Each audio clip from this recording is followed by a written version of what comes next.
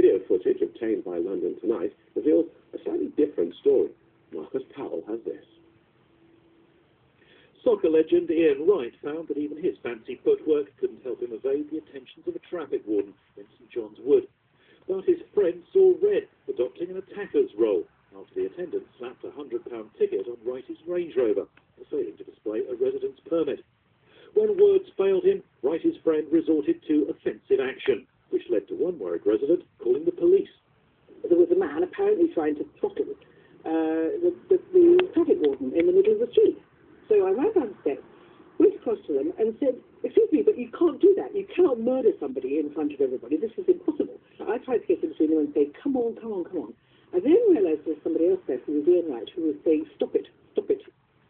Wrighty, though, tried to avoid the limelight for a change and ended up standing on the wings as soon as he clocked the cameras. The genteel streets of St John's Wood may be used to celebrity comings and goings, but not tackling authority in quite this manner.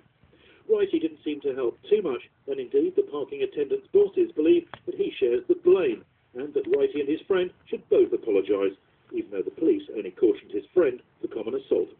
It involved, we believe, a degree of abuse towards our parking attendant from both Mr. Wright and also from his friend. Subsequently, there was an assault, which his friend was mainly involved with, and for which he's been cautioned.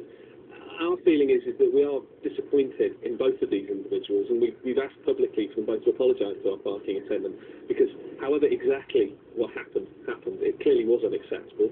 It clearly has left our parking attendant very upset and distressed. He had to go to hospital as a result of it, and he's now not able to work for a few days.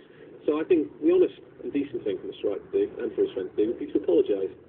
Well, Wrighty wasn't at home today, and neither was his car parked illegally on a yellow line outside. All his agent would say was a resounding no comment, but he did point out that the police were taking no further action. While Wrighty drove off with just a small dent in his bank balance, one of his celebrity neighbours showed that it is a simple matter to avoid the wardens. You can, of course, buy a residence parking permit, or like Kate Moss, just 3 doors down, simply employ a chauffeur, so you don't have to trouble with trivial things like tickets. Marcus Powell, London Tonight, St John's Wood.